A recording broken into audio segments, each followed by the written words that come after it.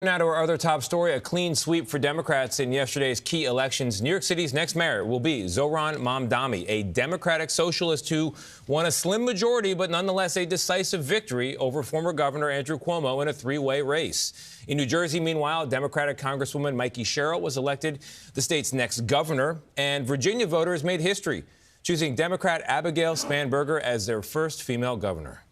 Ed O'Keefe is tracking it all, as he has been for days. Ed, good morning. What do you know? Tony, good to see you here in New York. These off-year elections are a good indicator of the country's political mood, and last night's victories for Democrats could be an early sign of the party's strategy, or at least what it should be, going into next year's midterm elections.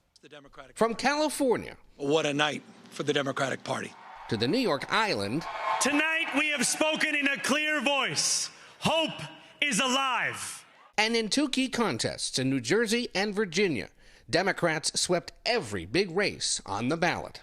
My friends, we have toppled a political dynasty. 34-year-old Zohran Mamdani is set to be New York's next mayor, the first Muslim to hold the job. The self-proclaimed Democratic socialist focused on lowering costs, promising rent freezes and free buses. But he drew criticism from President Trump, who endorsed the former New York Governor Andrew Cuomo, who ran as an independent. In response to Trump's threats, Mamdani struck back hard. So, Donald Trump, since I know you're watching, I have 4 words for you. Turn the volume up.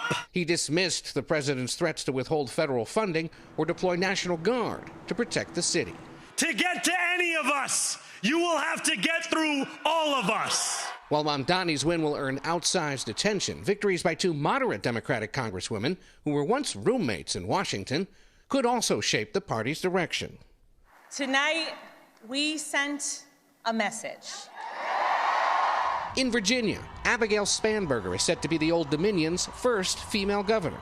Adam said to our daughters, "Your mom's going to be the governor of Virginia." I can guarantee those words have never been spoken in Virginia ever before. While voters in New Jersey elected Mikey Sherrill, a former Navy helicopter pilot. I am incredibly honored to be your next governor. In California, overwhelming approval for Governor Gavin Newsom's plan to redraw the state's congressional map to favor Democrats, a response to what Republicans did in Texas at the request of Trump. This is a pattern. This is a practice. Donald Trump's efforts to rig the midterm election continue to this day.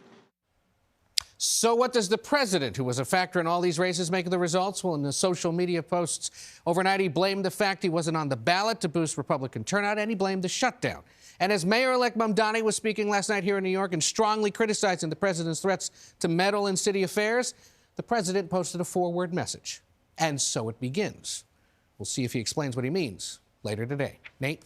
All right, Ed, thank you. CBS News Elections and Surveys Director Anthony Salvanto is with us right now. Good morning. So what stood out to you in these results? Good morning. First thing, turnout, big turnout. For example, in New York City, more than 2 million ballots. That is historically very high. The other part is Democrats win back voters and places that they had slippage with in 2024. Mamdani certainly did. These blue areas, all the neighborhoods in New York City that he won. And the other big thing here, affordability, the cost of living. It's by far the #1 issue for New York City voters, and he won them handily. I'm going to show you a similar story. I'm going to go across the river here and pull up the map from New Jersey. Now, the governor's race here, Mikey Sherrill outperformed what Kamala Harris did in 2024. We were watching that last night. I'm going to show you the comparison here. You see she did better. But in particular, let me show you the map here. These upper area, these suburbs across from New York City, if I compare that to 2024, you see it had gotten a little redder. Democrats win back, make those areas bluer. That's another common theme. It was also in Virginia, and I'm going to pull up another exit poll slide from Virginia to talk about the economy again. Here, a majority of voters said that the cuts to the federal government were impacting their family finances. Again, affordability, cost of living, another theme throughout. All right, Anthony Salvanto, thank you very much.